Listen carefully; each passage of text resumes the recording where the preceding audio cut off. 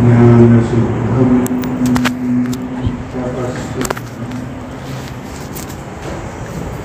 सर्वसिद्धं शिवप्रदं स्वयं सिद्धमहं वन्दे सिद्धारूढ यतीश्वरम्।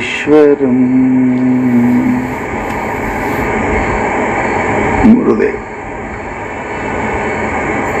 ಸದಾ ಸ್ಮರಣೀಯರಾದ ಅನಂತ ಕಲ್ಯಾಣ ಗುಣಗಣ ಸಮನ್ವಿತರು, ಭಕ್ತರ ಪಾಲಿನ ಕಾಮಧೇನುವಾದ ಪರಮಗುರು ಸಿದ್ಧಾರೂಢ ಮಹಾಸ್ವಾಮಿಗಳ ಚಿನ್ಮಯ ಚರಣಗಳಿಗೆ ಅನಂತ ಪ್ರಣಾಮಗಳನ್ನು ಸಮರ್ಪಿಸಿ, ಕ್ಷೇತ್ರಾದಿ ದೇವತೆ ಪರಶಿವನಿಗೂ ಕೃಪಾಮಯಿ ಕರುಣಾಮಯಿ ಜಗಜ್ಜನನಿ ಭಗವತಿಯ ರಾಜರಾಜೇಶ್ವರಿಯ ಪಾವನ ಚರಣಗಳಲ್ಲಿ ಹಣೆಮಣೆದು ಸುಮಾರು ವರ್ಷಗಳಿಂದ ಅವ್ಯಾಹತವಾಗಿ ನಡೆದುಕೊಂಡು ಬಂದ ಭಾನುವಾರದ ಶಿವಾನುಭವ ಕಾರ್ಯಕ್ರಮದಲ್ಲಿ ಶ್ರೀಮನ್ ನಿಜಗುಣ ಶ್ರೀಗಳಿಂದ ರಚಿತವಾದ ಕೈವಲ್ಯ ಪದ್ಧತಿಯ ನೀತಿ ಕ್ರಿಯಾಚರ್ಯ ಸ್ಥಳದ ಒಂದು ನುಡಿಯನ್ನು ಆಧರಿಸಿಕೊಂಡು ಎಲ್ಲ ಪೂಜ್ಯರು ಈಗ ನಿಮಗೆ ಬಹಳ ಸುಂದರವಾಗಿ ತಿಳಿಸಿದ್ದಾರೆ. ಮನುಷ್ಯ ತನ್ನ ಜೀವನದಲ್ಲಿ ಅಪೇಕ್ಷೆ ಮಾಡುವುದು ಒಂದೇ, ಸುಖಂ ಮೇ ಸ್ಯಾತ್, ನನಗೆ ಸುಖ ಸಿಗಲಿ, ಆನಂದ ಸಿಗಲಿ, ಶಾಂತಿ ಸಿಗಲಿ ಅನ್ನೋದೇ ಮನುಷ್ಯನ ಮುಖ್ಯ ಧ್ಯೇಯ. ಅದರ ಪ್ರಾಪ್ತಿಗಾಗಿ, ಅದರ ಆಕಾಂಕ್ಷೆಗಾಗಿ ಅನೇಕ ವಸ್ತುಗಳನ್ನು ಅವನು ಸಂಗ್ರಹ ಮಾಡ್ತಾನೆ. ಮನೆ, ಹೆಂಡತಿ, ಮಕ್ಕಳು, ಹೊಲ, ರೊಕ್ಕ, ರೂಪಾಯಿ, ಇವು ಯಾಕಂತ ಕೇಳಿದ್ರೆ ಸುಖ. ಆ ಸುಖದ ಶಾಂತಿಗಾಗಿ ಯಾವ ವಸ್ತುಗಳನ್ನು ನಾವು ಸಂಗ್ರಹಿಸಿದ್ದೇವೆಯೋ ಅವೇ ಪರಿಣಾಮದಲ್ಲಿ ದುಃಖವನ್ನು ಕೊಡ್ತಾವೆ ಅಂತ ನಮ್ಮೆಲ್ಲರ ಅನುಭವ ಅದ. ಆದ್ದರಿಂದ ಶ್ರೀಮನ್ನಿಜಗುಣರು ಇಂಥದ್ದೊಂದು ಸುಖ ಅದ, ಯಾವುದನ್ನು ಮನುಷ್ಯ ತನ್ನ ಜೀವನದಲ್ಲಿ ಒಮ್ಮೆ ಪ್ರಾಪ್ತಿ ಮಾಡಿಕೊಂಡ್ರೆ ಆತನಿಗೆ ದುಃಖವೇ ಬರುವುದಿಲ್ಲ, ದುಃಖದ ಅನುಭೂತಿಯೇ ಅವನಿಗೆ ಆಗುವುದಿಲ್ಲ. ಯಾಕೆ ಅಂತ ಕೇಳಿದರೆ, ಸಮುದ್ರದಲ್ಲಿ ಮುಳುಗಿದ ಮನುಷ್ಯನಿಗೆ ಎಲ್ಲ ಕಡೆಗೆ ನೀರು ಹೇಗೆ ಇರ್ತದೆ ಹಾಗೆ ಅವನ ಜೀವನದಲ್ಲಿ ಸುಖವೇ ಪ್ರತೀತಿ ಆಗ್ತದೆ, ಸುಖಾನುಭೂತಿ ಆಗ್ತದೆ, ಸುಖದ ಸಂವೇದನ ಆಗ್ತದೆ ಅಂತ ಮಹಾನುಭಾವರು ಹೇಳಿದ್ದಾರೆ. ಹಾಗಾದ್ರೆ ಅಂಥ ಸುಖದಕ್ಕಿಂತಲೂ ಭಿನ್ನ ಸುಖನು ಅದಾವೇನು? ಅದಾವ ಅಂದ್ರೆ ಅವರು ಯಾವ ದುಃಖ ಬಂದರೂ ಕಡಲಾರದ ಸುಖವೊಂದು, ಕೆಲವೊಂದು ದುಃಖಗಳಿಂದ ಕೆಡುವ ಸುಖವೊಂದು. ಇನ್ನು ಸುಖ ಇದ್ರೂ ಕೂಡ ಅದರ ಪರಿಣಾಮ ಪರಿಚಯ ಇಲ್ಲದೆ ಇರುವುದು ಒಂದು ಸುಖ. ಅದನ್ನೇ ಶ್ರೀಮದ್ ಭಾಗವತದಲ್ಲಿ, ಭಗವದ್ಗೀತೆಯಲ್ಲಿ ಕೃಷ್ಣ ಪರಮಾತ್ಮ ಅರ್ಜುನನಿಗೆ ಸುಖಗಳ ಪ್ರಕಾರವನ್ನು ಬಹು ಸುಂದರವಾಗಿ ನಿವೇದನೆ ಮಾಡಿದರು. ಯತ್ತದಗ್ರೇ ವಿಷಮಿವ ಪರಿಣಾಮೇ ಅಮೃತೋಪಮಂ ತತ್ಸುಖಂ ಸಾತ್ವಿಕಂ ವಿದ್ಧಿ. ಏನಪ್ಪ ಅಂತ ಕೇಳಿದರೆ, ಆತ್ಮಬುದ್ಧಿ ಪ್ರಕಾಶ ಪ್ರಸಾದಜ. ಒಂದು ಸುಖ ಹಿಂಗದ, ಅದನ್ನು ಒಮ್ಮ ಪ್ರಾಪ್ತಿ ಮಾಡಿಕೊಂಡ ಅಂತ ಕೇಳಿದರೆ ಜಡಗಟ್ಟಿ ತಿರಿದುಂಡು ಮರುಳಾಗಿ ಹೋದರು. ಆ ಸುಖಕ್ಕಾಗಿ ರಾಜ್ಯವನ್ನು, ಐಶ್ವರ್ಯವನ್ನು, ಕೀರ್ತಿಯನ್ನು, ಸರ್ವಸ್ವವನ್ನು ತ್ಯಾಗ ಮಾಡಿ ಹೋಗಿದ್ದಾರೆ. ಅದೊಂದು ಸುಖಕ್ಕೆ. ಅಂಥ ಏನು ಸುಖ ಅದ ಒಮ್ಮ ಪ್ರಾಪ್ತಿಯಾದರೆ ಸಾಕೆನಿಸದ, ಸವೆಯದ, ಬೇರೊಂದನ್ನು ಬೇಕೆನಿಸದ, ಕಡೆಗೆ ತನ್ನ ಜೋಕೆಗುಂದದ ಸುಖವೇ ಇದು ಸುಖವೇ ಅಂತ ಹೇಳಿದ್ರೆ ಅಂಥದ್ದೊಂದು ಸುಖ. ಭಾಳ ಚಲೋ ಆಯ್ತಲ್ರಿ ಅಂಥ ಸುಖ. ಎಲ್ಲರೂ ಅದನ್ನೇ ಅಪೇಕ್ಷೆ ಮಾಡ್ತಾರೆ, ಪ್ರಶ್ನೆ ಇಲ್ಲ, ಎಲ್ಲರೂ ಅಪೇಕ್ಷೆ ಮಾಡ್ತಾರೆ. ಪರಂತು ಆ ಸುಖ ಅಷ್ಟು ಸುಲಭ ಇಲ್ಲ. ಅದು ಎತ್ತದಗ್ರೇ ವಿಷಮೇವ. ಆ ಸುಖ ಪಡೆಯೋಕ್ಕಿಂತ ಮುಂಚೆ ಬಹಳ ಕಷ್ಟ. ಹಿಂದಿಯೊಳಗೆ ಹೇಳ್ತಾರೆ, ಹೆಣ್ಮಗಳು ಪ್ರಸವ ವೇದನೆಯನ್ನೇ ಮಾಡಲಾರ್ದೇ ಮಕ್ಕಳಾಗೋದಿಲ್ಲ. ಅದರ ಭಾಳ ಉಳಿತಾಳು ಏನು ಸಾಯ್ತಾಳು ಬಾಣ್ತಾನ ಆಗೋ ತನಕ. ಈಗ ಆಪರೇಷನ್ ನಡೆದ ಉಳಿತಾಳು ಇಲ್ಲ ಅಂತ ಆ ದುಃಖವನ್ನು, ಕಷ್ಟವನ್ನು ಎಷ್ಟು ಸಹಿಸ್ತಾಳಲ್ಲ. ಬಾಣ್ತಾನ ಕೂಸಿನ ಮುಖ ನೋಡೋದು ಅಂದ್ರೆ ಆ ಕಷ್ಟ ಎಲ್ಲ ಹೇಗೆ ಮರಿತಾಳೆ. ಅದರಂತೆ ಆ ಸತ್ಯ ಪರಮಾತ್ಮನ ಆತ್ಮನ ಸುಖವನ್ನು ಪಡಿಬೇಕಾದ್ರೆ ಅಷ್ಟು ಸುಲಭ ಇಲ್ಲ, ಬಹಳ ಕಠಿಣದ. ಅಂದ್ರೆ ಸಿಕ್ಕ ಒಳಗೆ ಬಹಳ ಆನಂದ, ಎಲ್ಲ ಕಷ್ಟ ಮರೆತು ಹೋಗ್ತಾವ. ಕೂಸಿನ ಮಾರಿ ನೋಡಿದ್ರೆ ಎಲ್ಲ ಕಷ್ಟ ಮರಿತಾವ. ಪರಂತು ಅಲ್ಲಿ ತನಕ ಅನಂತ ಕಷ್ಟಗಳನ್ನು ಹೆಣ್ಮಗಳು ಹೆಂಗೆ ಸಹನ ಮಾಡ್ಬೇಕು. ಅದರಂತೆ ಈ ಆತ್ಮ ಸುಖ ಜೀವ ಐಕ್ಯ ಪರಮ ಸುಖಕ್ಕೆ ಸರಿಗಾಣೆನು ಹೇಳ್ಯಾರ. ಜೀವ ಪರಮ ಐಕ್ಯತೆ ಸುಖಕ್ಕೆ ಜಗತ್ತಿನಲ್ಲಿ ಯಾವ ಸುಖಗಳು ಹೋಲಿಸಲಿಕ್ಕೆ, ಉಪಮಾ ಕೊಡಲಿಕ್ಕೆ, ದೃಷ್ಟಾಂತಿಸಲಿಕ್ಕೆ ಬರುವುದಿಲ್ಲ ಅಂತ ನಿಜಗೊಂಡ್ರು ಹೇಳಿದರು. ಅದಕ್ಕೆ ಅದು ಬಹಳ ಕಠಿಣದ ವಿಷಾದ. ಬಹಳ ಚಂದ ಜ್ಞಾನೇಶ್ವರ ಮಹಾರಾಜರು ಇವು ಮೂರು ಸುಖಗಳ ಬಗ್ಗೆ ಬಹಳ ಚಂದ ವಿವರಣೆ ಮಾಡಿದೆ. ಎತ್ತದಗ್ರೆ ವಿಷಮಿವ ಪರಿಣಾಮೇ ಅಮೃತ ಉಪಮಂ. ಮೊದಲು ಈ ಬ್ರಹ್ಮಜ್ಞಾನದಿಂದ, ಜೀವ ಪರಮರ ಯೋಗದಿಂದ ಆಗುವ ಆನಂದ ಇದು ಬಹಳ ಸರಳ, ಒಳ್ಳೆಯದಂತ ಅನಿಸಿದ್ರು ಅದು ಬಹಳ ಕಠಿಣದ. ವಿಷಮಿವ ಅಂತಾರೆ, ಬಹಳ ಕಠಿಣದ. ಯಾವುದು ಮೊದಲು ಕಷ್ಟ ಕೊಟ್ಟು ಆಮೇಲೆ ಸುಖ ಸಿಗ್ತದೆ ಅದು ಸ್ವಲ್ಪ ಪರ್ಮನೆಂಟ್ನೂ ಇರ್ತದೆ. ಕ್ಷಣಿಕ ಸುಖಗಳು ಅವು ಬಹಳ ಇರುವುದಿಲ್ಲ. ಈ ಆತ್ಮಜ್ಞಾನದ ಸುಖವನ್ನು ಪಡೆಯಲಿಕ್ಕೆ ಏನು ಕಷ್ಟ ಆಗ್ತದೆ ಅನ್ನೋದು ಬಹಳ ಸುಂದರವಾಗಿ ಮರಾಠಿಯಲ್ಲಿ ಹೇಳಿದ್ದಾರೆ ಅವರು. ಆತ ಚಂದನಾಚೆ ಬುಡ ಸರ್ಪಿ ಜೈಸೆ ಬುವಾಡ ಕಾ ನಿಧನಾಚೆ ತೋಂಡ ಯುವಸಿಯ ಜೇವಿ. ಚಂದನ ಗಿಡ ಭಾಳ ಚಲೋ ಅದ ರೀ. ಅದನ್ನು ಕಟ್ಟಿಗೆ ತಂದು ತೇದು ಹಚ್ಕೊಂಡು ತಂಪಾಕದ. ಮೊದಲಲ್ಲಿ ಹೋಗರಿ ಗಿಡದಂತಕ ಹಾವು ಕುಂತಾವ. ಚಂದನ ಗಿಡಕ್ಕೆ ಹಮೇಶ ಹಾವ ಸುತ್ತಕೊಂಡಿರ್ತಾವ. ಒಳ್ಳೆ ಸುಗಂಧ ಶ್ರೀಗಂಧ ಚಂದನ ಗಿಡ ಇತ್ತಂದ್ರೆ ಹಾವಿರ್ತಾವ. ಚಂದನ ಗಿಡ ತಗೊಂಡು ತಿಕ್ಕಿ ಹಣಿಗಿ ಮೈಗೆ ಹಚ್ಕೊಂಡು ತಂಪೇನೋ ಆಗ್ತದೆ, ಖರೆ ಗಿಡ ತರುದು ಹೆಂಗೆ, ಎಷ್ಟು ಕಠಿಣ ಅದನೋ. ಅದರಂತೆ ಬ್ರಹ್ಮಾನಂದ, ಜೀವ ಪರಮರ ಯೋಗದ ಆ ಆನಂದ ಅಷ್ಟು ಸುಲಭ ಇಲ್ಲ. ವಿಷಮಿವ, ಇದು ಬಹಳ ಕಠಿಣ, ಬಹಳ ಕಠಿಣ. ಮತ್ತೆ ಹೆಂಗಂದ್ರೆ ನಿಧನಾಚೆ ಸಾರಿಕೆ ಅಂತಾರೆ. ಭೂಮಿಯಾಗ ಹೂಳಿಟ್ಟಾರ ಹಣ, ಹೌದಲ್ರಿ? ಅದು ಎಲ್ಲರಿಗೂ ಸಿಗೋದಿಲ್ರಿ. ಅದ್ರ ಮೇಲೆ ಹಾವು ಕೂತಿರ್ತಾವಂತ, ಹಾವ ಇರ್ತಾವ ನಿಧನದಾಗ. ಪರಂತು ಭಾಗ್ಯವಂತರಿಗೆ ಸಿಗ್ತದೆ, ಎಲ್ಲರಿಗೂ ಸಿಗಂಗಿಲ್ಲ. ಬಹಳ ಜನ ಭೂಮಿಯಾಗ ಹೂಳದ ಹಣ ತೊಗೊಳಕ್ ಹೋದ್ರೆ ಅಂದ್ರೆ ಆ ದುಡ್ಡ ಗಡಿಗೇರಿ ಸಿಗ್ತದ. ಬಿಚ್ಚು ನೋಡಿದ್ರೆ ಒಳಗೆ ಚೇಡೆ ಇರ್ತಾವ, ಕೈ ಹಾಕಿದ್ರೆ ಕಟಕನ ಕಡಿತಾವ. ಪುಣ್ಯಾತ್ಮವರೆಗೆ ಸಿಗ್ತಾವ. ಹೆಂಗೆ ಹೂಳಿಟ್ಟ ಹಣದ ಮೇಲೆ, ನಿಧಾನದ ಮೇಲೆ ಹೇಗೆ ಅನಂತ ಅವು ಪಶು ಪಕ್ಷಿ ಪ್ರಾಣಿಗಳಿರ್ತಾವ. ಇಲ್ಲ ದೇವನೂ ಇರ್ತಾವಂತಾರೆ. ಯಾರು ಹೊಗಳಿಟ್ಟವ್ರೆ ದೇವಾಗಿ ಬಂದುಕೊಂಡಿರ್ತಾವ.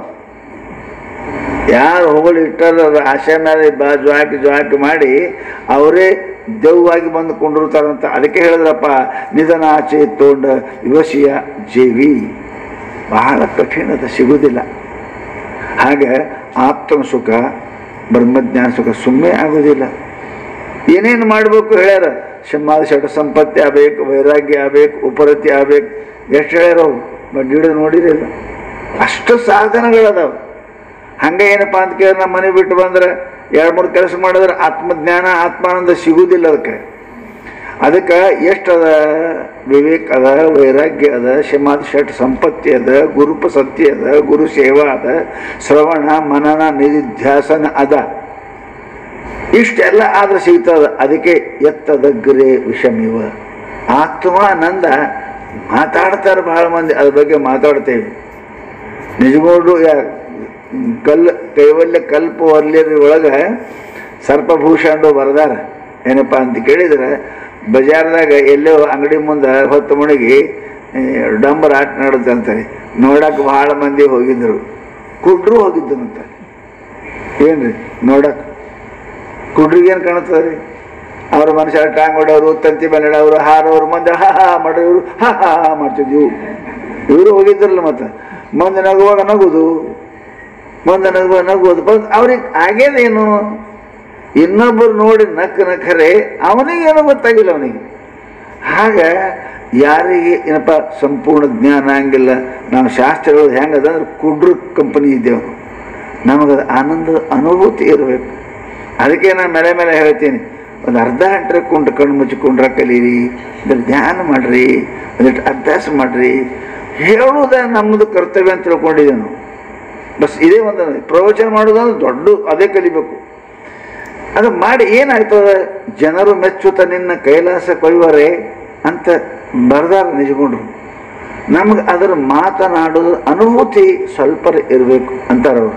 ಅದಕ್ಕಂತಾರೆ ಏನಪ್ಪ ಅಂತ ಕೇಳಿದರೆ, ಅಲ್ಲಿ ಮೇಲೆ ಹೋಗುವುದಷ್ಟು ಸುಲಭವಿಲ್ಲ, ಅನಂತ ಕಷ್ಟಗಳು ಅದಾವೆ. ಸಾಧಕರ ಸಾಧನೆಗಳನ್ನು ನಾವು ಓದಿದ್ರೆ, ವಿವೇಕಾನಂದರು ಹೆಂಗಾದರು, ಸಿದ್ಧಾರ್ಥರು ಹೆಂಗಾಯಿತು, ನಿಜಗೊಂಡ್ರೆ ಹೆಂಗೆ ಆನಂದ ಪಡೆದ್ರು, ಅದನ್ನು ನೋಡಂಗಿಲ್ಲ ನಾವು.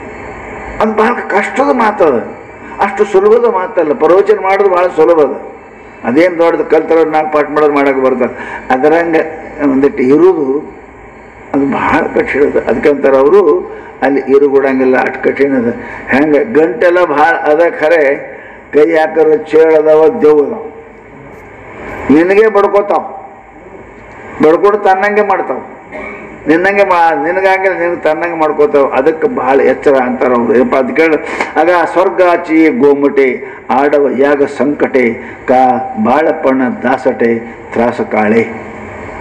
ಸ್ವರ್ಗ ಸುಖ ನಾವೆಲ್ಲರೂ ಮಾತಾಡ್ತೇವೆ. ಸ್ವರ್ಗ ಸುಖ, ಸ್ವರ್ಗ ಅಂದ್ರೆ ಏನು ಕೇಳ್ತೀರಿ? ಭಾಳ ಆನಂದ. ಊರ್ವಶಿ ರಂಭಾದಿ ಸ್ತ್ರೀಯರು, ಅಮೃತ ಆಹಾರ, ನಂದನವನ ವಿಹಾರ, ಐರಾವತ ವಾಹನ. ನೋಡ್ರಿ, ಐರಾವತ ಅಂದ್ರೆ 7 ಸೊಂಡೆ ಅದಾವಂತ ಆನೆಗೆ. ಆಯ್ತು ಮತ್ತು ನಮಗೂ ಭಾಳ ದೊಡ್ಡ ಕಾರ್ಯದ್ರೊಳಗೆ ಆನಂದ ಹಾಕದ್ರೆ ಮತ್ತು ಸೊ ಮೀಟ್ರೇ ಆನಂದ ಹಾಕ್ಯವಿ. ಮತ್ತು ಅದು ಐರಾವತ ವಾಹನ ಅಂದ್ರೆ ಯಾರು ಕೊಂಡ್ರಲ್ಲ, ಅದು ಸ್ಪೆಷಲ್ ವೆಹಿಕಲಲ್ಲಿ ಗಾಡಿಯಲ್ಲಿ ಆನಂದ ಹಾಕದ. ಅದೆಲ್ಲ ನೋಡಿ ಆನಂದ ಆಗ್ತದೆ. ಸ್ವರ್ಗದ ಕೇಳಿದ್ರೆ ಭಾಳ ಸಂತೋಷ ಅನ್ನಿಸ್ತದೆ. ವಾಹನದ, ಅಮೃತ ಆಹಾರದ, ಉಣಂಗಿಲ್ಲ, ಉಣಂಗನೇ ಇಲ್ಲ, ಹೊಟ್ಟೆ ಹಸಿವೆ ಹಂಗಿಲ್ಲ. ಯಾಕೆ ಉಣಂಗಿಲ್ಲ ಅಂದ್ರೆ ಸಂಡಾಸನೂ ಇಲ್ಲ ಅಲ್ಲಿ ಹೋಗ, ಅಲ್ಲೇ ಲ್ಯಾಟ್ರಿನ್ ಇಲ್ಲ, ಅಲ್ಲೇನು ಇರಂಗಿಲ್ಲ ಅಲ್ಲಿ. ಯಾಕೆ ಊಟನಿಲ್ಲ ಅಂದ್ರೆ ಏನಿರ್ತದೆ? ಇನ್ಸುಲನ್ ಹಚ್ಚಿರ್ತಾರಲ್ಲ ಅವ್ರಿಗೆ, ಅವ್ರಿಗೇನು ಹೊಟ್ಟೆ ಹಸು ಹಂಗಿಲ್ಲ, ಸಂಡಾಸ ಬರಂಗಿಲ್ಲ. ಅಲ್ಲಿ ಆನಂದನೇ ಆನಂದ ಅದ. ಸ್ವರ್ಗದ ಆನಂದ ಅಂದ್ರೆ ಬಹಳ ದೊಡ್ಡ ಆನಂದ. ಮನುಷ್ಯ ಯಾವ ಸುಖಕ್ಕಾಗಿ, ಯಾವ ಶಬ್ದ ಸ್ಪರ್ಶ ರೂಪರಸಗಂಧಕ್ಕಾಗಿ ಇಲ್ಲಿ ಅನಂತ ಕಷ್ಟಗಳನ್ನು ಪಾಪಗಳನ್ನು ಮಾಡ್ತಿದ್ದನೋ, ಆ ಮನುಷ್ಯನಿಗೆ ಅನಾಯಾಸವಾಗಿ ಸ್ವರ್ಗದಲ್ಲಿ ಸಿಗ್ತಾವ. ಅಲ್ಲಿ ಗಳಿಸೋ ಚಿಂತೆ ಇರಂಗಿಲ್ರಿ. ಇದೇ ಒಂದು ದೊಡ್ಡ ಮಾತು. ನಮಗೆಲ್ಲ ಚಿಂತೆ ಅದ ಇಲ್ರಿ, ಚಿಂತೆ ಅದ. ಅಲ್ಲಿ ಗಳಿಸೋ ಚಿಂತೆ ಇಲ್ಲ. ಅಂಥ ಸ್ವರ್ಗ ಸುಖ ಅದ. ಎಲ್ಲರೂ ಅಂತೇವಿ ಮಾಡಿ ಸ್ವರ್ಗ ಪಡಿಬೇಕಂತೇವಿ. ಸ್ವರ್ಗಕ್ಕೆ ಹೋಗಕ್ಕೆ ಎಷ್ಟು ಕಷ್ಟ ಅದ ಗೊತ್ತದೆ? ಯಜ್ಞ ಅದ, ಯಾಗ ಅದ, ತಪ ಅದ, ಅದು ಮಾಡೋಕ್ಕಲ್ಲ ಅಂತ ಕಷ್ಟ ಇಲ್ಲ. ಯಾವ ಸಿಗ್ತದೆ ಜಗತ್ತಿನೊಳಗೆ? ಅದೇ ಅಂತಾರ, ಇವೆಲ್ಲ ಕಷ್ಟ ಅನಂತ ಮನುಷ್ಯ ಅನುಭವ ಪಡಬೇಕಾಗ್ತದೆ. ಅನುಭವ ಪಡ್ಬೇಕಾದ. ಒಂದು ಯಾವ ಯಜ್ಞ ಮಾಡ್ಬೇಕಾದ್ರೆ ಯಾವ 3 ತಿಂಗಳದದಾವ, ಯಾವ 3 ವರ್ಷದದಾವ. ಯಜ್ಞ ಮಾಡೋ ಕಾಲಕ್ಕೆ ಸತಿಪತಿಗಳ ಸಂಯೋಗ ಇರಬಾರ್ದು, ಹಾಸಿಗೆ ಮೇಲೆ ಮಕ್ಕೋಬಾರ್ದು, ಚಾಪಿ ಮೇಲೆ ಮಕ್ಕೋಬೇಕು, ಉಣಿಸಿ ಉಣಬೇಕು. ದೊಡ್ಡ ಕಷ್ಟ ಅವೆಲ್ಲ. ಹಂಗೆ ಹಾಕದೇನು? ಇವೆಲ್ಲ ಸುಖ ಮೊದಲು ಕೊಡ್ತಾವ. ವಿಷಮಿವ ಸ್ವರ್ಗ ಸುಖ ವಿಷಮಿವ. ಹೌದ?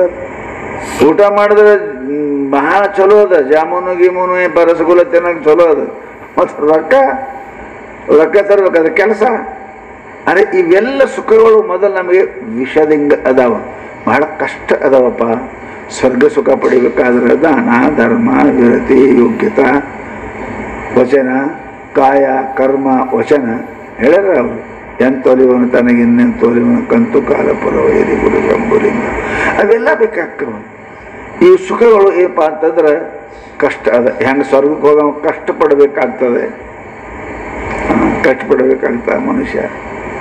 ಹಾಗ ಈ ಬ್ರಹ್ಮಜ್ಞಾನ ಆತ್ಮಜ್ಞಾನ ಬಹಳ ಚಲೋ ಅದ, ಬಹಳ ಕಷ್ಟ ಅದ ರೀ.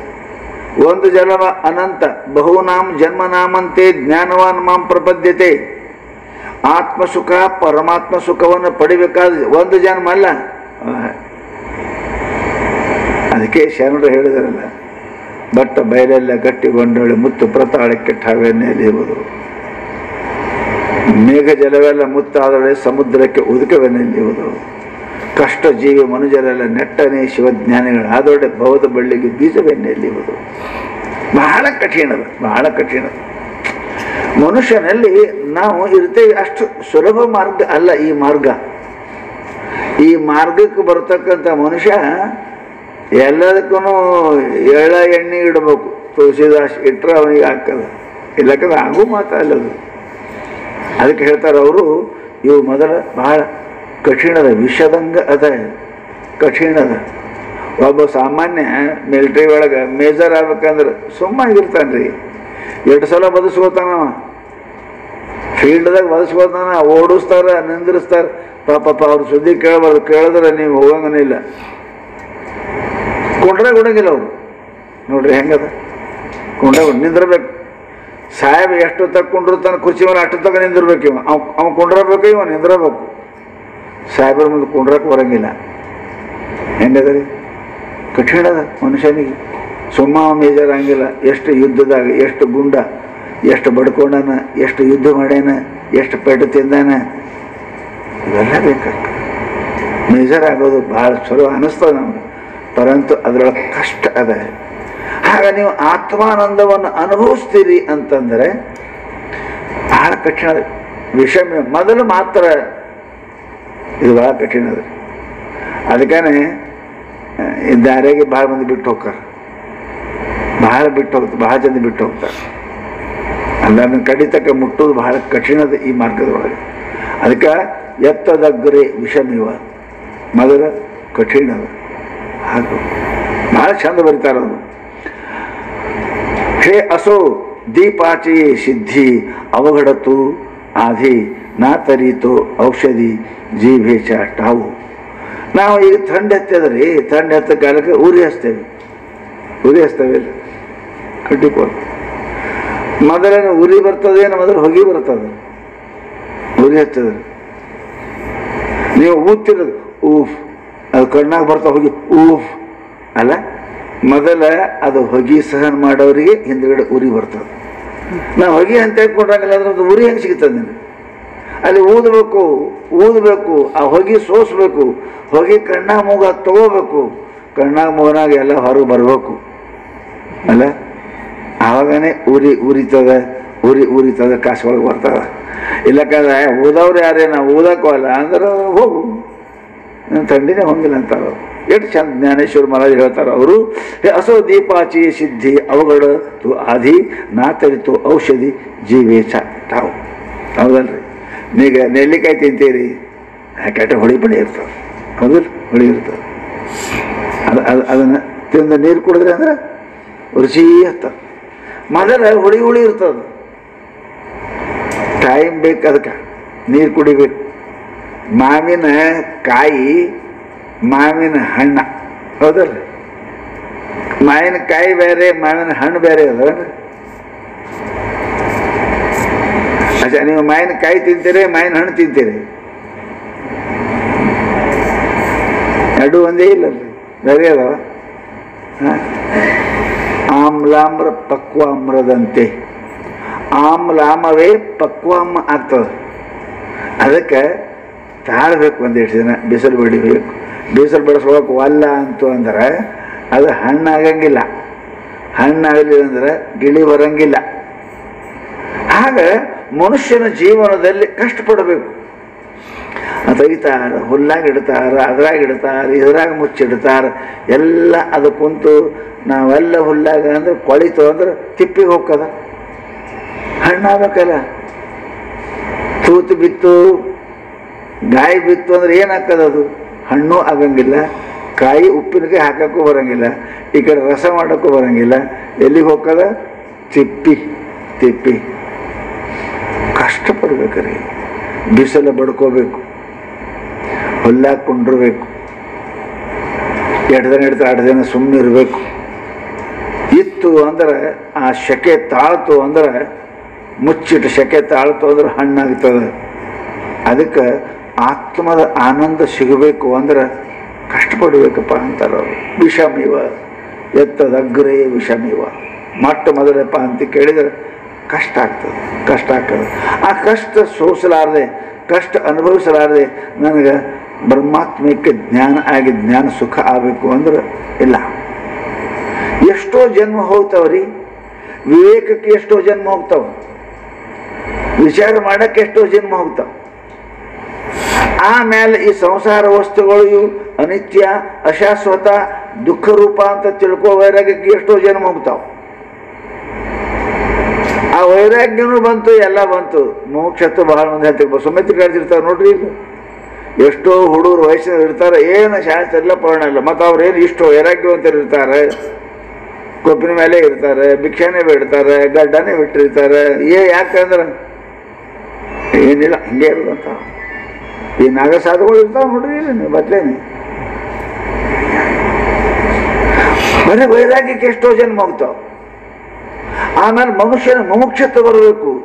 ನಾನು ಯಾಕೆ ಹುಟ್ಟೀನಿ, ನನ್ನ ಕರ್ತವ್ಯ ಏನು, ನಾನು ಹೇಗೇನಪ್ಪ ಈ ಜನ್ಮ ಮರಣದಿಂದ ನಿವೃತ್ತಿ ಹೊಂತೀನಿ ಅಂತಕ್ಕಂಥ ಅಪೇಕ್ಷೆ, ಆಕಾಂಕ್ಷೆ ಅವ್ರು ಮುಮುಕ್ಷು ಆಗ್ತದೆ. ಮುಮುಕ್ಷು ಆಗಿನೂ ಎಷ್ಟೋ ಮಂದಿ ಹಿಂಗೆ ಹೋಗ್ತಾವ. Burning desire to get the goal. ಅದು ತೀವ್ರ ಮುಮುಕ್ಷತ್ವ ಬೇಕು. ಭಾಳ ನಾವು ಮನೆಯಿಂದ ಬಿಟ್ಟು ಇಲ್ಲಿ ತಗ ಬರೋಕೆ ನಿಮ್ಗೆ ದೊಡ್ಡ ಮುಮುಕ್ಷತೆ ಬರ್ತೀರಿ.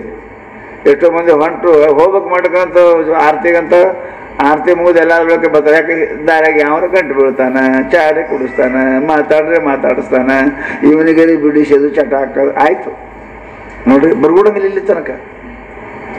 ಯಾರು ಬಂದ್ರು ನಾವು ಹೋಗೋದಿಲ್ಲ, ಬರಂಗಿಲ್ಲ, ಆಗಂಗಿಲ್ರಿ, ಆಗಂಗಿಲ್ಲ. ಯಾವ್ರಿಗೆ ಬರ್ತಾವೆ, ಗಿರಿಕೆರೆ ಬರ್ತಾವೆ, ಕಾವರಿಗೆ ಬರ್ತಾವೆ, ಇವರಿಗೆ ಬರ್ತಾವೆ. ಮನುಷ್ಯ ಹೋಗೋದು ಅದು ತೀವ್ರ. ಏನಿಲ್ಲ ಹೋಗುದಂದ್ರೆ ಹೋಗುದು. ಇದು ಮುಮುಕ್ಷತ್ವ ಇದು ಬರಂಗಿಲ್ಲ, ಭಾಳ ಮಂದಿ ಬರಂಗಿಲ್ಲ. ಎಲ್ಲರೂ ಪುಣ್ಯವಂತರಾಗಬೇಕು, ಸುಖ ಸಿಗ್ಬೇಕಂತ ಪುಣ್ಯದ ಕೆಲಸ ಮಾಡ್ಬೇಕಂತ ಗೊತ್ತಿರ್ತದ ಅವ್ರಿಗೆ, ಮಾಡೋಕ್ಕಾಗಂಗಿಲ್ಲ. ತೀವ್ರ ಇರಬೇಕು ಅದಲ್ಲ, ತೀವ್ರ ಇರ್ಬೇಕು ಅಂದ್ರನ ಇದು ಆ ಮುಮುಕ್ಷತ್ವಕ್ಕೆ ಎಷ್ಟೋ ಜನ್ಮ ಹೋಗ್ತಾವ.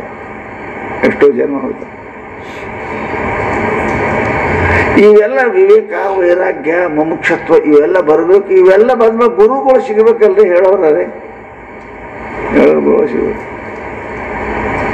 ಸಿಗಂಗಿಲ್ಲ. ಸಾಹುಕಾರ ಸ್ವಾಮಿ, ಸಾಹುಕಾರ ಶಿಷ್ಯ ಇಬ್ಬರೇ ನಡೀತಾವ.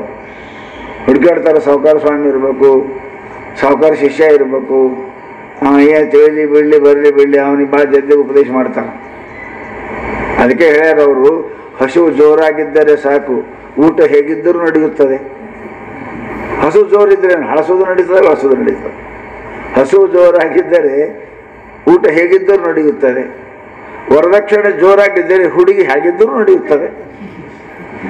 ಮೂಗಿರಲಿ ಮೂಗು ಹೋಗಲಿ, ವರದಕ್ಷಿಣೆ ಕೊಟ್ರೆ ನಡೀತದೆ. ಹೆಂಗದ ನೋಡ್ರಿ ಇವು ಹಿಂಗೆ.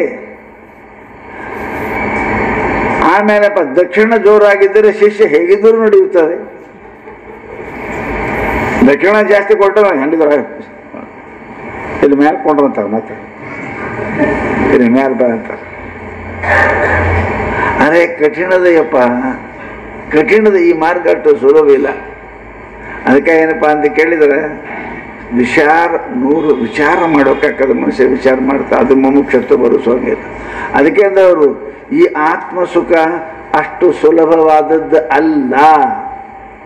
ಇದು ಹೆಜ್ಜೆಗಳು ಬರಬೇಡ್ರಿ, ಇದು ವಿಷಾದ. ಅದಕ್ಕೆ ಹಿಂದಕ್ಕೆ ಸ್ವಾಮಿಗಳು ಮಠದ ಮುಂದೆ ಈಗ ನಾವೆಲ್ಲ ನಾಯಿ ಪಾಯಿ ಬೆಕ್ಕ ಸಾಕ್ತಾರೆ, ಅವ್ರು ಹುಲಿ ಸಾಕ್ತೀರಂತ. ಹುಲಿ ಹಬ್ಬಗಳ ಬೆಟ್ಟಿಗೆ ಹುಲಿ ನೋಡ್ಕೊಂಡೇ ಬರ್ಬೇಕವ. ಸತ್ತರ ಸಾಯಿಲಿ ಸಿಕ್ಕರ ಗುರು ಸಿಗಲಿ ಅಂತ ಬರ್ಬೇಕವ.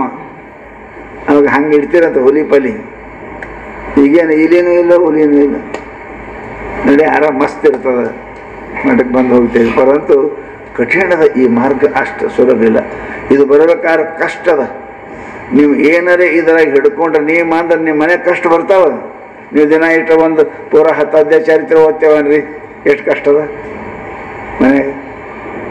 ಮನೆ ಮಂದಿ ಶುರು ಮಾಡ್ತಾರೆ, ಇದೇ ದಂಧ ಮಾಡ್ತೀವಿ, ಇಲ್ಲಿ ಯಾಕೆ ಮಾಡ್ತೀವಿ, ಮನೆ ಮಡಿಕೆ ಹೋಗಂತಾರೆ ನಾವು ಸೀದಾ. ಇದೆ ನೋಡ್ರಿ, ನೀವು ದೇವ್ರ ಕೆಲಸ ಮಾಡಿರಿ, ವಿರುದ್ಧ ಮಾಡ್ತಾರೆ ಮನೆಗೆ ನಿಮಗೆ.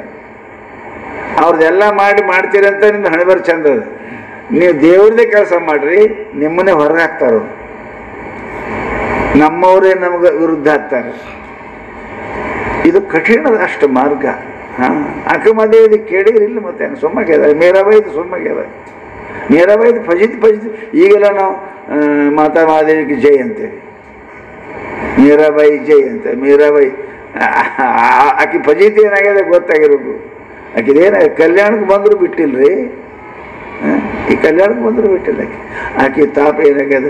ಅದಕ್ಕೆ ಎತ್ತದಗ್ರೆ ವಿಷಮಿ. ಈ ಮಾರ್ಗ ಅಷ್ಟು ಸುಲಭ ಅಲ್ಲ. 100 ಮಂದಿ 100 ಮಾತಾಡ್ತಾರೆ, 100 ಅಂತಾರೆ, 100 ಕೇಳ್ಬೇಕಾಗ್ತದೆ. ಎಲ್ಲನೂ ಕೇಳಕ್ಕೆ ಹೌದ್ರಿ. ನಾವು ಸ್ವಾಮಿಗಳು ಈ ಸಾಧಕರಂದ್ರೆ ಬಜಾರ್ದಾಗ ಇದ್ದೀರಿ. ನೀವು ಈ ಮನೆ ಬಜಾರ್ದಾಗ ಇದ್ದೀರಿ, ಯಾರು ನೋಡಿದ್ರೆ ಏನು ಒಂದು ಅಂತಾರೆ, ಅವ್ರದ್ದು ಅಂತಾರೆ, ಇವ್ರದ್ದು ಅಂತಾರೆ. ಇಷ್ಟೆಲ್ಲ ಸಹನ ಮಾಡಿಕೊಂಡು ಅಲ್ಲಿಗೆ ಮುಟ್ಟುವುದು ವಿಷಮಿವ ಅಂದಾರ ಅವರು. ಇದು ಬಹಳ ಕಠಿಣದ. ಅದನ್ನು ಕುಡಿದ್ರಿ ಅಂದರೆ ಮತ್ತು ಅದು ಸಮುದ್ರ ಮತಂದಾಗ ಮೊದಲೇ ಅಮೃತ ಬಂದಿಲ್ಲ. ಅಮೃತ ಮೊದಲು ಬಂದ, ಏನು ಮೊದಲು ವಿಷ ಬಂದದ. ಆ ವಿಷ ಏನು ಬಂದದ, ಆಮೇಲೆ ಅಮೃತ ಬಂದದ. ಆಗ ಈ ಅಧ್ಯಾತ್ಮ ಮಾರ್ಗದಲ್ಲಿ, ಧರ್ಮ ಮಾರ್ಗದಲ್ಲಿ, ಪರಮಾರ್ಥದಲ್ಲಿ ನಿಮಗೆ ಮೊದಲ ನಿಮಗೂ ಸುಖ ಸಿಗಂಗಿಲ್ಲ, ನಿಮ್ಮ ಹಂತಕ್ಕಿದ್ದವ್ರಿಗೆ ಸುಖ ಸಿಗುವುದಿಲ್ಲ. ನಿಮ್ಗೆ ಹೆಂಗೆ ಇರ್ತದೆ, ಇದು ಬೈತಾರೆ ಅಂತಾರೆ. ಪರಂತು ಅವೆಲ್ಲ ಬೇಗಳು ತಾಳಬೇಕು, ಅಂದದ್ದು ತಾಳಬೇಕು, ಹೊಡೆದದ್ದು ತಾಳಬೇಕು, ಉಪವಾಸ ತಾಳಬೇಕು, ಇವೆಲ್ಲನೂ ತಾಳಬೇಕು. ತಾಳಿದವನು ಬಾಳೆ ಅಂದಲ್ಲಿ ಅವನಿಗೆ ಮುಂದೆ ಏನಪ್ಪ ಅಂದ್ರೆ ಅಮೃತ ಸಿಗ್ತದೆ, ಅವನಿಗೆ ಅಮೃತ ಸಿಗ್ತದೆ. ಹಾಗೆ ಈ ಸಾಧನ ಪರಮಾತ್ಮನ ಮಾರ್ಗದಲ್ಲಿ ಮೊದಲು ನಮಗೆ ಅನಂತ ಕಷ್ಟಗಳು ಬರ್ತಾವೆ. ಅದಕ್ಕೆ ಹೇಳಿಲ್ಲ 360 ರೋಗವನ್ನು ಒಡ್ಡಿ ನೋಡುವನು ಬಸವಣ್ಣ ಹೇಳಿದ್ರು. ಹಂಗಲ್ಲ, ನಿಮಗೆ ರೋಗ ನೋಡ್ತಾನೆ, ನಿಮ್ಗೆ ಬೇಕಾದವ್ರಿಗೆ ದೂರ ಮಾಡ್ತಾನೆ, ನಿಮ್ಮ ಪ್ರೀತಿ ಇದ್ದವ್ರಿಗೆ ದೂರ ಮಾಡ್ತಾನೆ, ನಿಮ್ಗೆ ನುಕ್ಸಾನ ಮಾಡ್ತಾನೆ, ರೋಗ ತರ್ತಾನೆ. ಎಲ್ಲ ತಂದರು ಶಿವ ಶಿವ ಸಿದ್ಧಾರೂಢ ಅಂದ್ರೆ ಕಡೆಗೆ ನಿಮಗೆ ಎತ್ಕೊತಾನೆ. ಹೌದಾ? ಸಿದ್ದರಾಮ ಮಲ್ಲಿಕಾರ್ಜುನ ಸುಮ್ಮನೆ ಶಿವಕ್ಕ ಚೀರದಾಗ ಒದರಾಡ್ದ ಎಲ್ಲ ಮಾಡ್ದ. ನಾ ಇರಂಗಿಲ್ಲ ನೋಡಿದಾಗ ಟಣ್ಣಂತ ಜಿಗದ ಗುಡ್ಡದ ಮೇಲೆ ಹೊಳ್ಯಾಗ ಹಿಡಿದ್ರು. ಅವ ಹಿಡಿತಾನಂತ ಗೊತ್ತೇ, ಹಿಡೀಲಿ ಬಿಡಲಿ ನಾ ಜಿಗಿತೀನಿ ಅಂದ. ನಾವು ಜಿಗಿತೇವೆ ಹಿಡಂಗಿದ್ರೆ, ನಾ ಹಿಡಿತೀನಿ ಜಿಗಿ ಅಂತ ದೇವ್ರ ಅಂತ ನಾವು ಜಿಗಿತೇವೆ ಅಂತ. ಜಿಗಕ್ಕೆ ಅಂತ ದೊಡ್ಡ ಸಮಸ್ಯೆ ಇಲ್ಲ ಅಲ್ಲ. ನೀ ಮನೆ ಬಿಡು, ನಾನು ಜಾಕ್ ಮಾಡ್ತಾನಂಗಿದ್ರೆ ನಾವು ಮನೆ ಬಿಡ್ತೇವೆ, ನಮ್ದೇನು ಗಂಟೋಗ್ಯದ. ಅರೇ ಆ ಕುರಿ ಕೇಳಿ ಮಸಾಲೆ ಅರಂಗಿಲ್ಲ ಯಾರು. ಕುರಿ ಕೇಳಿ ಮಸಾಲೆ ಇರ್ತದೆ, ಕುರಿ ಅದಕ್ಕೆ ಕೊಲವ್ರು ಇದ್ದೇವೆ ಮಸಾಲೆ ಅರಿವಿನ ಬೇಡ ಅಂತ ಕೇಳ್ತಾರವಕ್ಕ. ಕುರಿ ಕೇಳಿ ಯಾರು ಮಸಾಲೆ ಅರಿಯವ್ರು ಅರಿತಾರ, ಕಡೆಯವ್ರು ಕಡಿತಾರ. ಅದಕ್ಕೆ ಮಾಡ್ತಾರೆ. ಹಂಗೆ ನಾವು ಈ ಮಾರ್ಗದೊಳಗೆ ಅವೆಲ್ಲ ಬರ್ತಾವ. ಈ ಧರ್ಮ ಮಾರ್ಗ ಬಂದವ್ರಿಗೆ ಕಷ್ಟ ಇದ್ದೇ ಇರ್ತಾವ. ಇದು ಪಕ್ಕ ತಿಳ್ಕೊರಿ. ನೀವು ಮನೆಗಾರ ಇರಿ, ನೀವು ಮಠದಾಗಾರ ಇರಿ, ಬರ್ತಾವೆ ಕಷ್ಟ.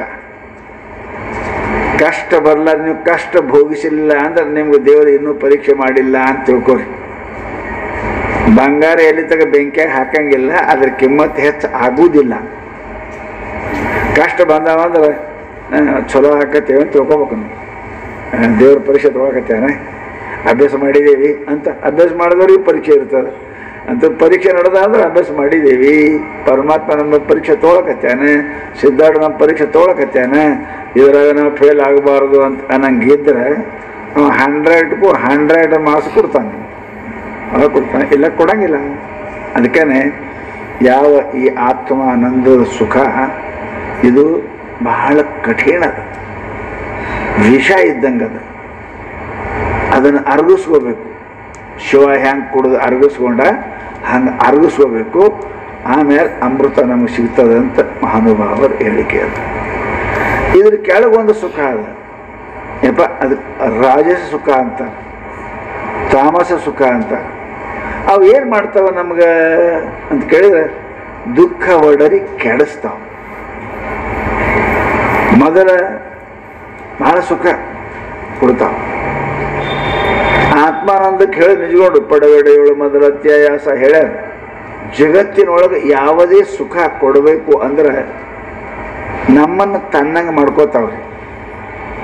ಎಲ್ತಕ ನಾವು ನಮ್ಮನ್ನು ಮರ್ತು ಅದರಂಗಾಗಿಲ್ಲ, ಆ ಸುಖ ಯಾವ ಕೊಡಂಗಿಲ್ಲ. ಯಾವುದೇ ಇಂದ್ರಿಯ ಸುಖ, ಕಣ್ಣಿಂದರೆ, ಕಿವಿದರೆ, ಮೂಗಿಂದರೆ, ಯಾವುದರ ಸುಖ ಅನ್ರಿ ನೀನೇನು ಮಾರ್ಕೋಬೇಕು, ಮಾರ್ಕೊಂಡಕ್ರೆ ಕೊಡ್ತಾವು. ಹೌದಲ್ಲ? ಸ್ವಾಭಾವಿಕ. ಹೆಣ್ಮಗಳು ಗಂಡ ಹೇಳ್ದಂಗೆ ಕೇಳ್ದಕ್ರೆ ತಂದು ಕೊಡ್ತಾನೆ. ಹ್ಯಾಂತ ಹೇಳ್ದಂಗೆ ಕೇಳಿದ್ರೆ ರತಿ ಸುಖ ಆನಂದ ಸಿಗ್ತದೆ. ಸಿಗುವುದಿಲ್ಲ. ಆತ್ಮನ್ನ ಖರೀದಿ ಮಾಡ್ತಾವೆ ವಿಷಯಗಳು. ಭಾಳ ಜಬರ್ದಸ್ತ್ ಅದ, ನಮ್ಗೆ ಗೊತ್ತಿಲ್ಲ. ಖರೀದಿ ಮಾಡ್ತಾವೆ. ಅದಕ್ಕೆ ಉಪನಿಷತ್ನೊಳಗೆ ಭಾಳ ಚಂದ ಹೇಳಿದ್ದಾರೆ. ಅಂಥ ಸುಖ ಏನದ, ಆಯ್ತು ನಾವು ಮಾರ್ಕೊಂಡೇವಿ, ಕಡಿಗರೆ ಮುಟ್ಟಿಸ್ಬೇಕಲ್ಲ. ಎಲ್ಲವನ್ನು ತ್ಯಾಗ ಮಾಡಿ ಬಂದು ಇವನ ಮನೆಗೆ ಉಳಿದ್ಲು, ಕಡಿತಕರ ಇರಬೇಕಲ್ಲ. ನಾವು ಬಿಟ್ಟೆ ಸಾಯ್ತಾನ, ಮೊದಲೇ ಹೋಗ್ತಾನ. ಏನು ಮಾಡ್ತೀರಿ, ಎಲ್ಲ ಬಿಟ್ಟು ಅವು ಬಿಟ್ಟು ಬಂದೇವೆ ನಾವು. ನಮ್ಮ ಕಡಿತಕ್ಕ ನಾನು ಜೀವ ನೋಡ್ಬೇಕಲ್ಲ, ನೋಡಂಗಿಲ್ಲ, ಬಿಟ್ಟು ಹೋಗ್ತಾನೆ. ಜಗತ್ತಿನ ಸಮಸ್ತ ರಾಜ ಸುಖಗಳು, ರಜೋಗುಣ ಸುಖಗಳು ಹಿಂಗೆ ಅದಾವ. ಮೊದಲು ಭಾಳ ಚಂದ ಅನ್ನಿಸ್ತಾವೆ, ನಮ್ಮನ್ನು ತಮ್ಮಂಗೆ ಮಾಡ್ಕೋತಾವೆ, ನಮ್ಮನ್ನು ಹುಚ್ಚು ಮಾಡಿ ಕೈ ಬಿಟ್ಟು ಹೋಗ್ತಾವೆ. ಇವಕ್ಕೆ ರಾಜಸ ಸುಖ ಅಂತ. ಅದ್ರ ಬಗ್ಗೆ ಮತ್ತೆ ಮುಂದೇನು ಆಯ್ತಾರ ನೋಡು.